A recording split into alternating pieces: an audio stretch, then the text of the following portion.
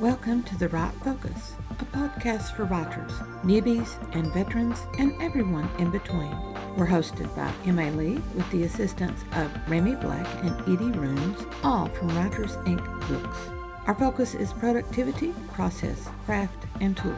Each episode lasts as long as it takes to fix a quick dinner, drive a short commute, or take a brisk walk. Resources and links are in the show notes. Visit us at therightfocus.blogspot.com. Now, on to this week's episode.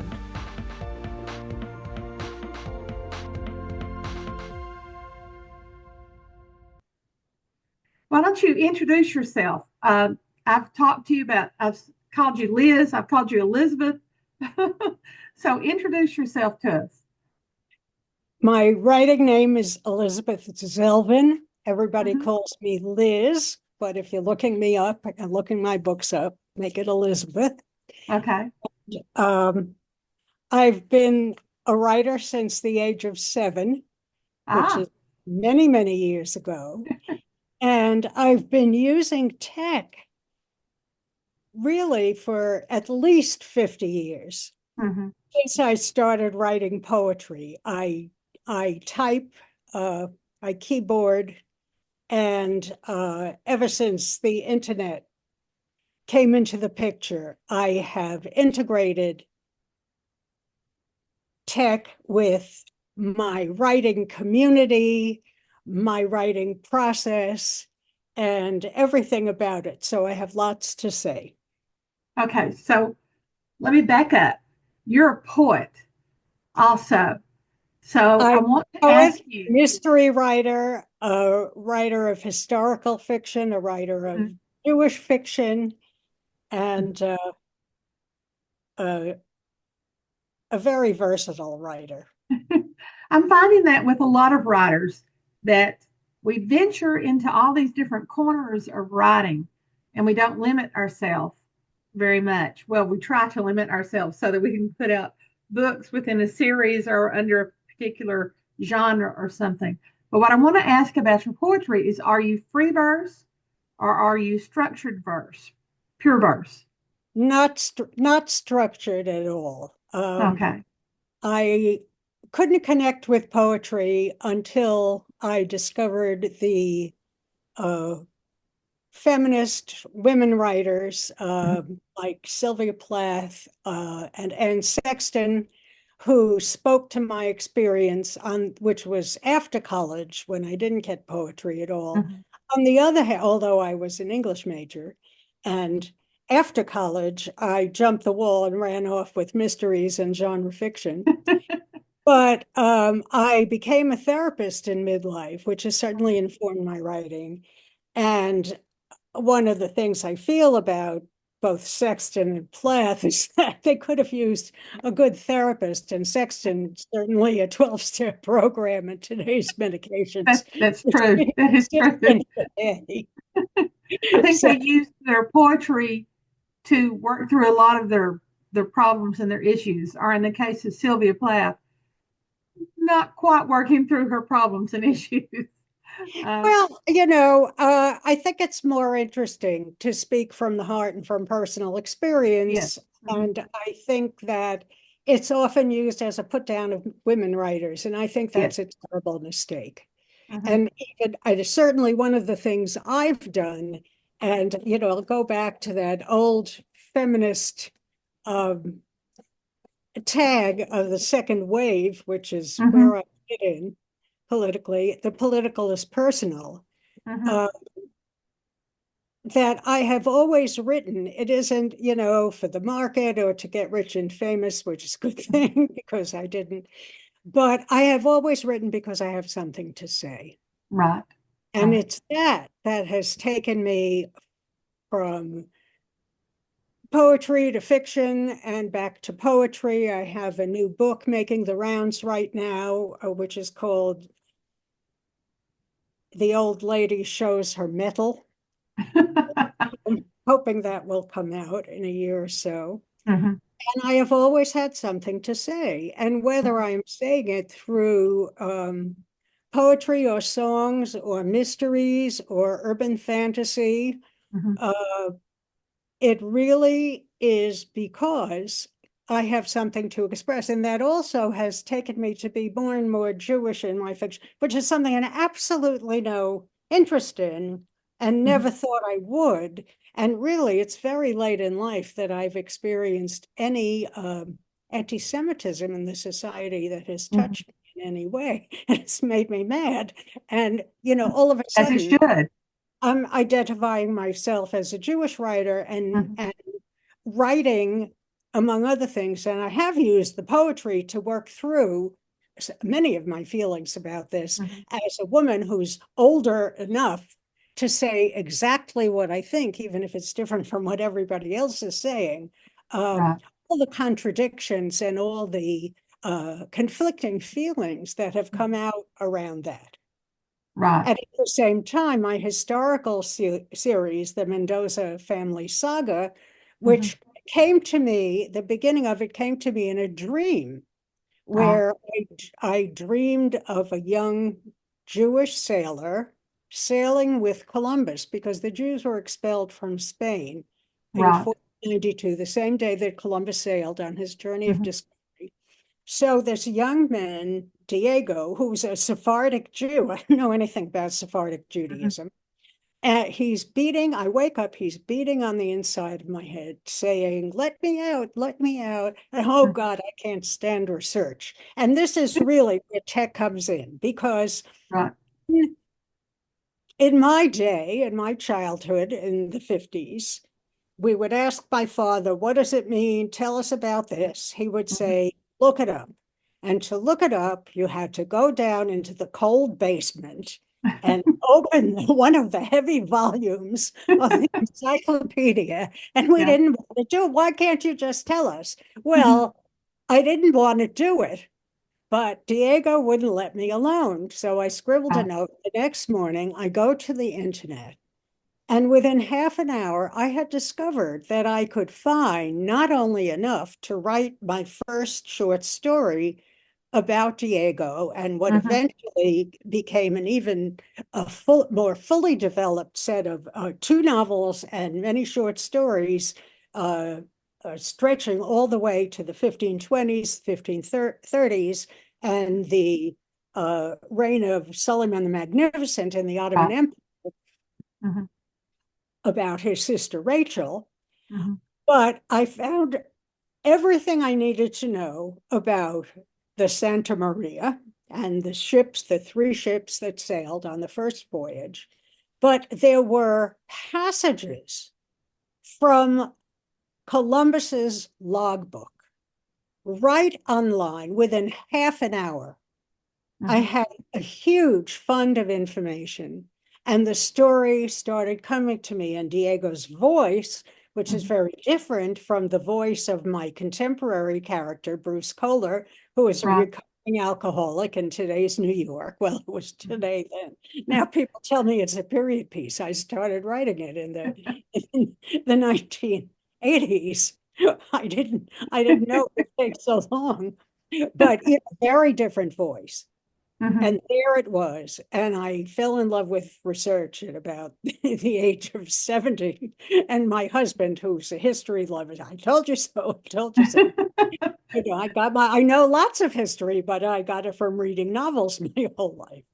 But I discovered many, many things I hadn't known before and was able to write these Jewish historical novels. And then short stories, because, it's very hard to keep a series of novels going. But I started writing historical mysteries. When I began, I didn't even know the Sephardic Jews who were kicked out of Spain ended up in the Ottoman Empire. Well, I learned a lot. Which is interesting. Rachel got a job in the Sultan's harem where there were Jewish women who served as purveyors and personal shoppers to the of the Sultan's harem. Oh, so best job ever. There I was. Believe me, there was a lot of conflict and mysteries and intrigue, and I've had a field day with it ever since. Right. So that's now, what is the title of the first Diego story?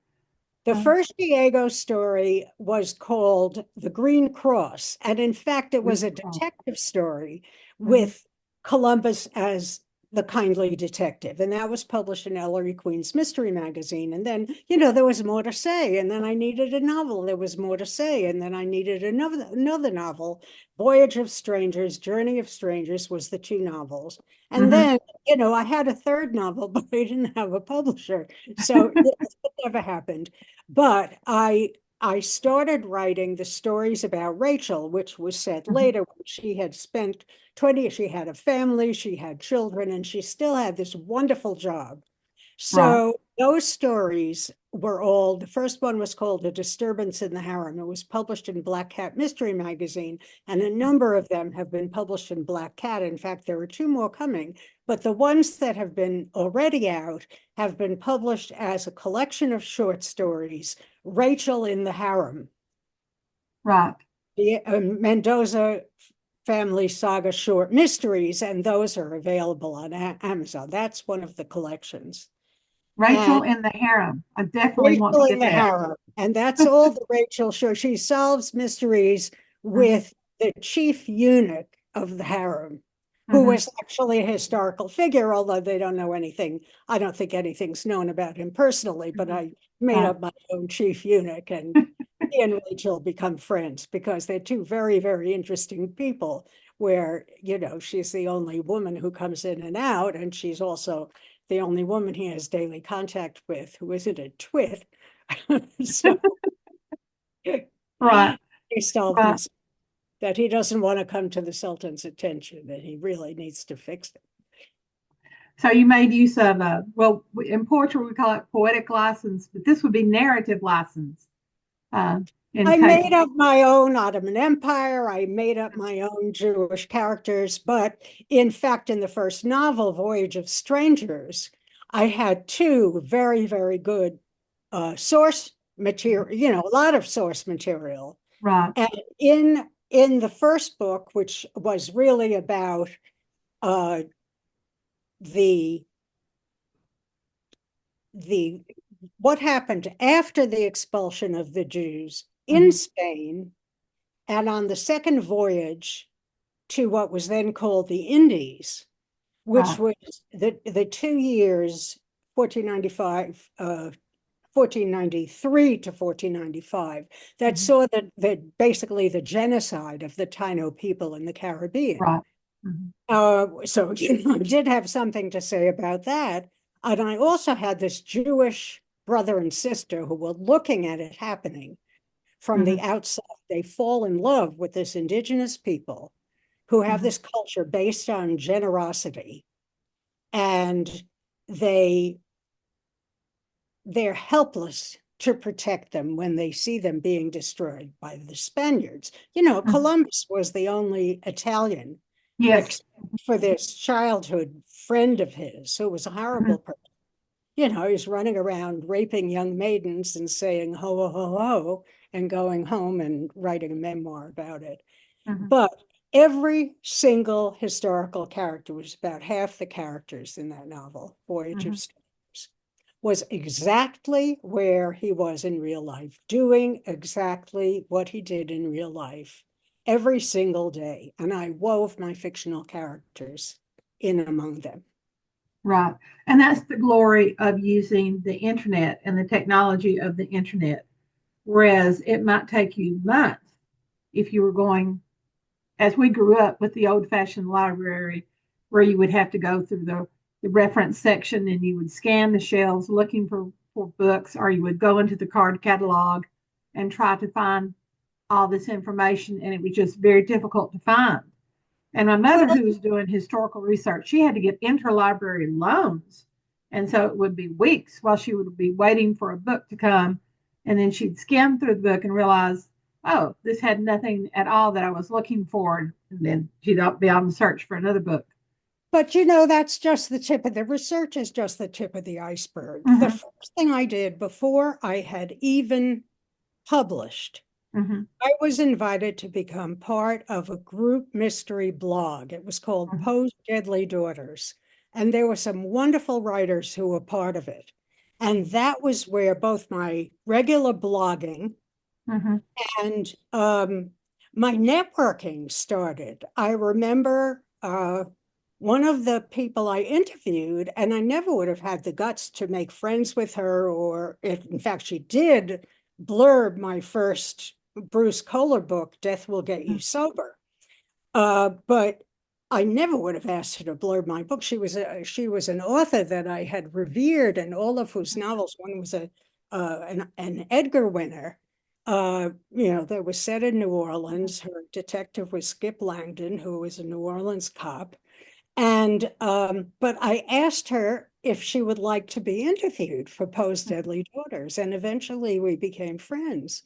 And that circle, and then you start to go to conferences and you hug everybody that you've met online and your fellow bloggers and all the people who have commented on your blogs and all the people you've met. And it also gave me the courage to start joining Sisters in Crime and the Guppies, which is now there's about 100 people. There are very well-known writers on it. Originally Guppies stood for Great Unpublished, and none of us were published. Right. And that was part of Sisters in Crime. And then I joined Mystery Writers of America. I joined Dorothy L., which is a mystery lovers. We're still going. You'll learn what to read. In fact, I'm about to turn in my best reads of 2024. We're still somebody's collecting them. You learn about other authors. You learn about people who love the books that you love, or books you never heard of that you then love so much you have to binge on a whole series. It keeps it all going. And it gives you a tremendous, tremendous community, not only of writers, but of lovers of the genre. Right.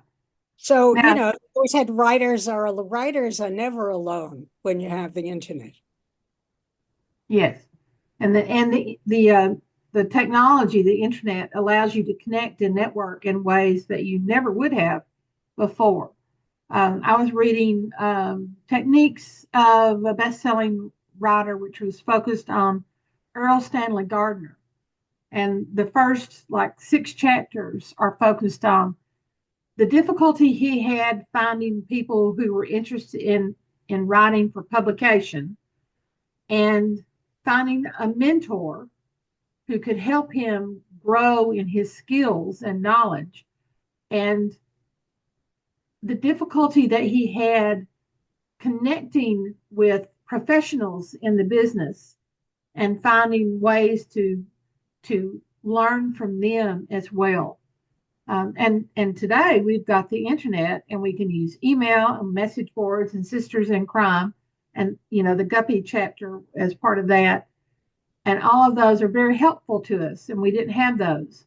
You were talking about your character Jonathan, who's set in the 1980s. That was the beginning of all the email and message boards and things. And I can remember struggling and looking for other writers in my small community at that time. And now it's very easy to make those connections. Well, one of the most active groups that I'm in now is the Short Mystery Fiction Society, which gets the Derringer Awards every year. And there's a very active E-list group. And I get the digest because I'd be overwhelmed otherwise. Even with the digest, there are 2 or 3 or 4 digests every day. Yes. And a lot of it is people's successes, which also tells people about markets for short fiction. Exactly. A lot of it is about, we discuss all sorts of things. I remember when I first joined, there was a long discussion going on about cuss words, which was just hilarious. And sometimes it's about points of grammar. Sometimes it's about the craft. A lot of it is about promotion and marketing. And sometimes the love for short stories just spills over. And some of the top short mystery writers in the country and in the world are on the short mystery E-list. So, you get to know everybody, and you also know about when there are calls for submissions to anthologies. And if you belong, you get to submit your best published short stories to the Derringers, and you may win in one of the categories. There's really endless, endless opportunities. You are so not alone, and you learn so much faster than we did in the old days. Now, besides, don't make the beginner's mistakes because you're listening to hundreds of people tell you not to. Yes, exactly. And they willingly tell you, and in the nicest possible way, which I really like. They'll point out where someone's thinking is wrong, and they're really polite about it.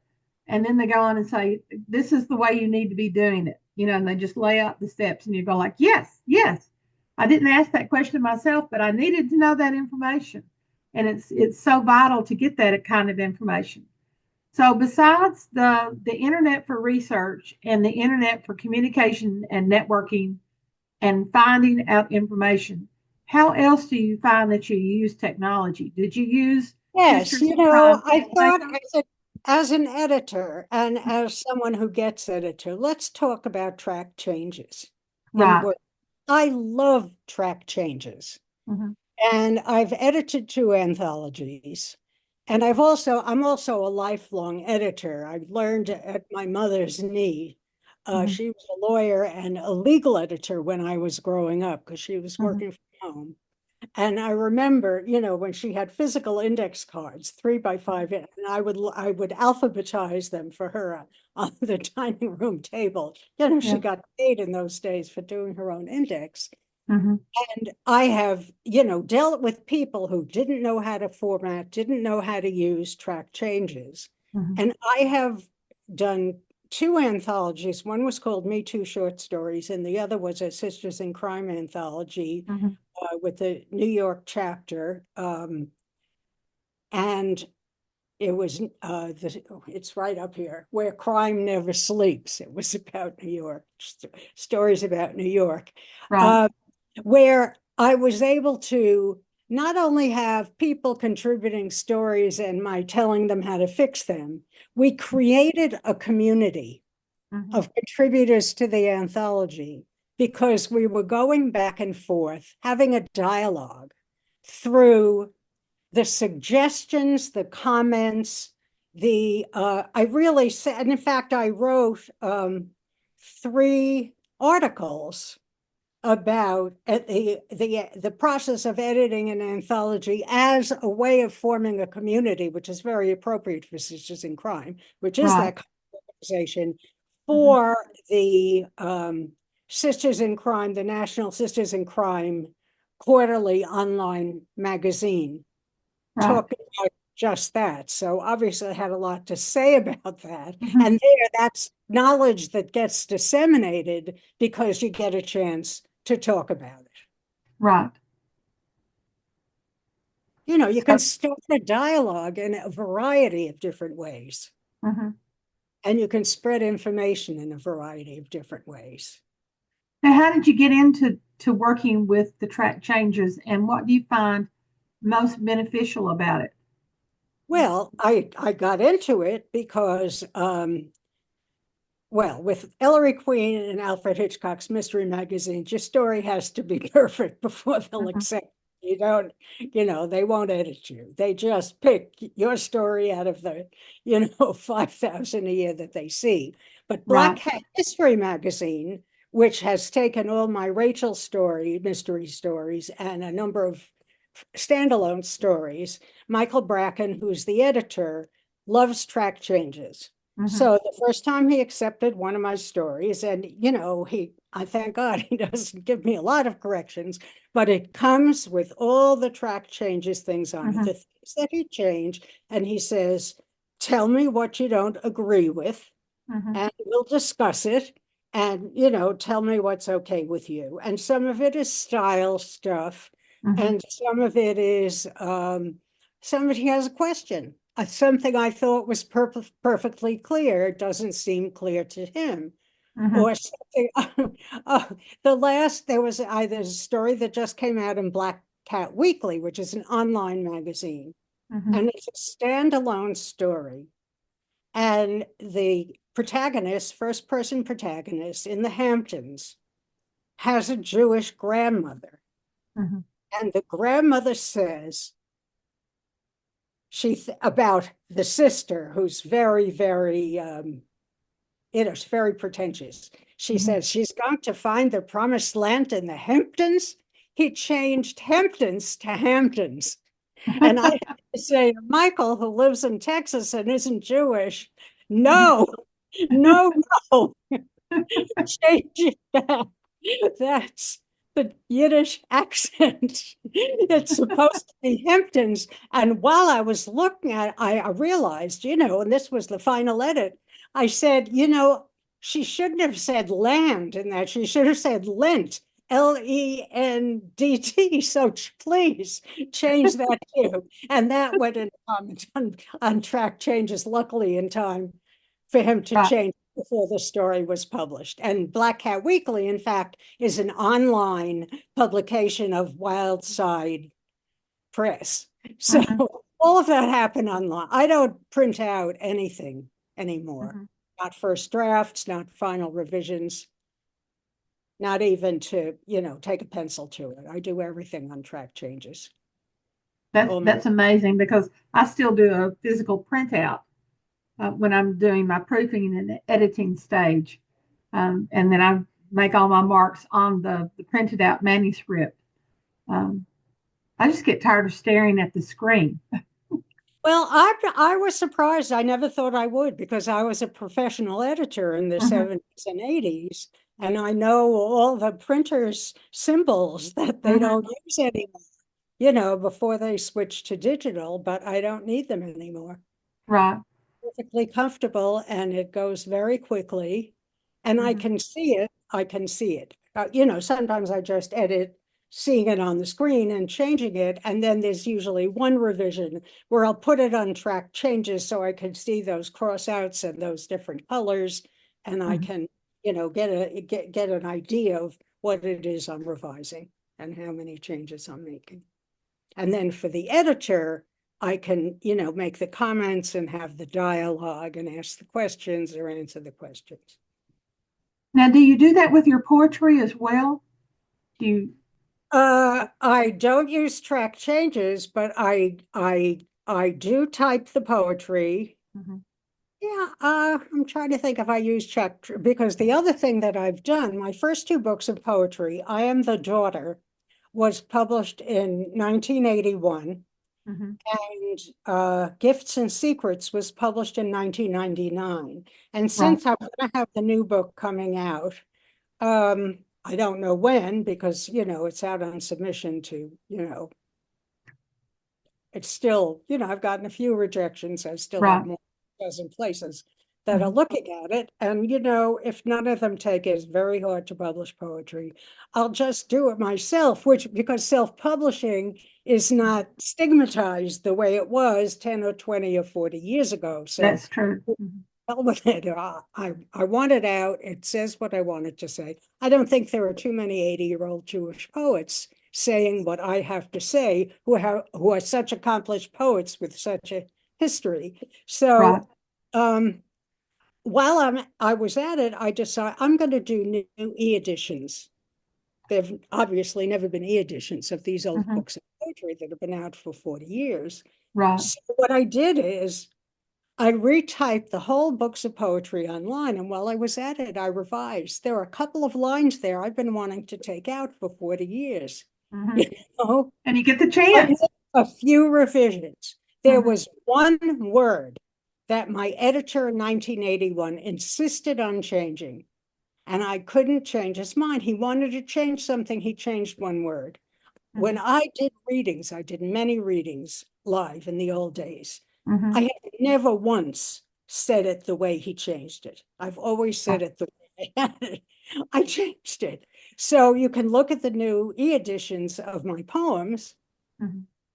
for Kindle, and they're now exactly the way I want them to be.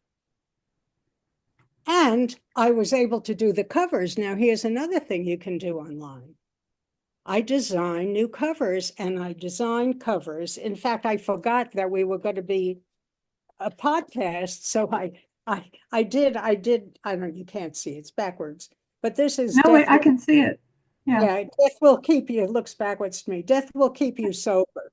This Mhm. is the cover of the Bruce Kohler Mystery Collection. Right.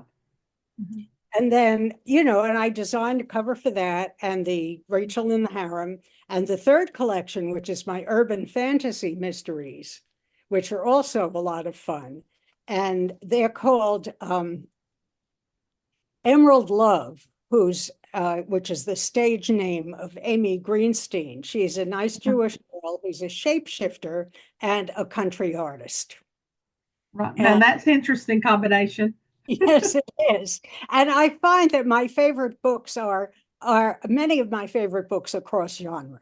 I Yes. love urban fantasy, which Mhm. is the real world with just one thing, a little magic in some way.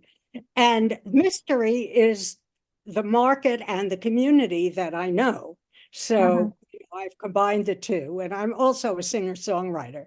I have an album, which is now old. It's now 12 years old, but it's called Outrageous Older Woman. And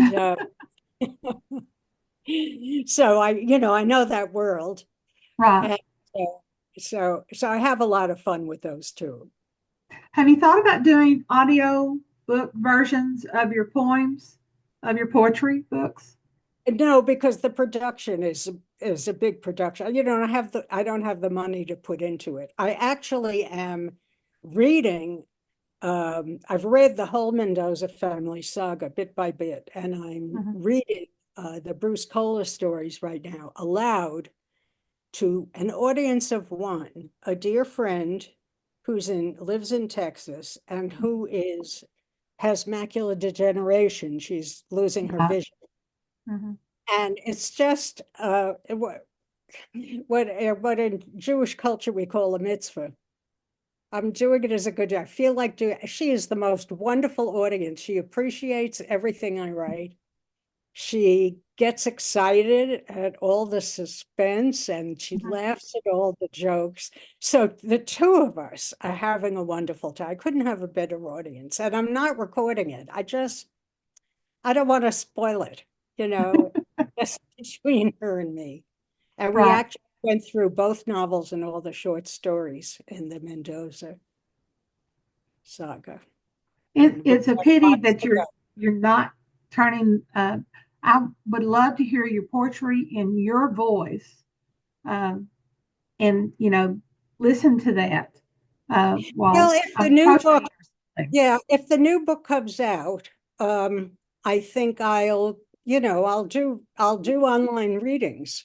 Mhm. I haven't figured out how that will work because I don't know what will happen with the book. Mhm. Whether it be under the aegis of a small press or what will happen, how much Right. and control I'll have. So I'll be feeling my way. That the book is finished, and it took me 2 years to write. And the Mhm. poems really evolved because there was so much happening in the world that I needed Right. to talk about. Mhm. And and I also needed to make it poetry. I needed to make it not polemic, I needed to tone down some of my, some of my anger and my outrage and, really, really make it poetry. And when I had what I knew was the book, Mhm. I started sending it out, and I'm in the midst of that process now. And I have a cover just in case I don't find a publisher, and I do it myself. Because I take photographs, and that's another thing I do. I take photographs on my phone, I put them on Facebook, and I have another little community. I take pictures. I take a lot of pictures of New Mhm. York, and I have all my 1.6K Facebook friends envious of me for living in New York. And that's fun. And the photography is fun. And, when I get to what do I do to promote the book when it comes out? That's when it used to be readings. You go to libraries, you go to coffee shops, you would do all. But I think a lot of it will be online, and I will have to find the places where people want to hear me read my poetry. And at that point, I may well decide that, as long as I'm going to be on Zoom reading them, I will want to record while I'm at it. Right. Because Zoom does an automatic recording for you, and then you can convert that. It does an MFA file. You convert that to an MP3. And so you've got your audio file there immediately. We have about 3 minutes remaining. This episode will probably air in May or the end of April. So do you have any last thing that you want to talk about that might be releasing around that particular time period, or that you would want to promote for that particular time period?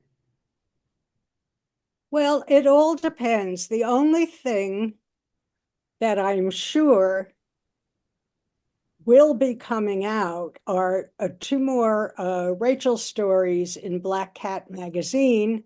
Right.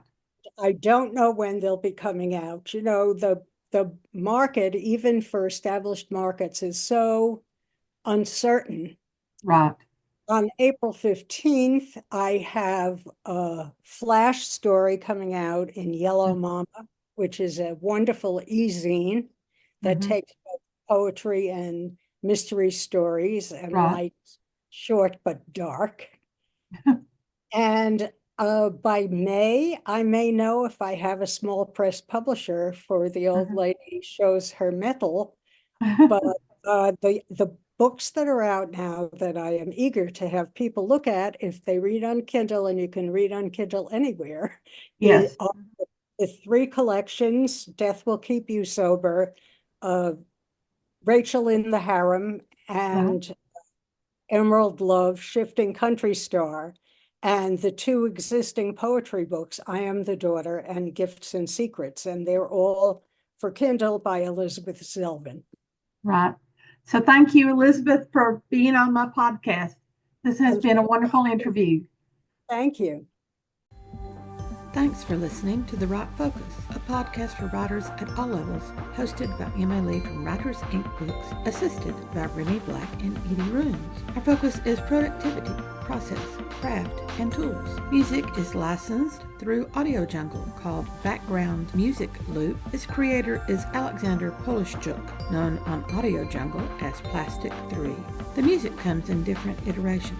Show notes and resource links for this and other episodes can be found at therightfocus.blogspot.com. Write to us at winkbooks@aol.com when you have questions, comments, and speculations. We will try to answer you as quickly as possible. By the way, we will not mind your email address. That's rude. If you find value in our content, share with your writing friends or write a review. We're small beans here without the advertising budget of the big peeps, and you can make a difference. And whatever occurs, write on. And we finally connected.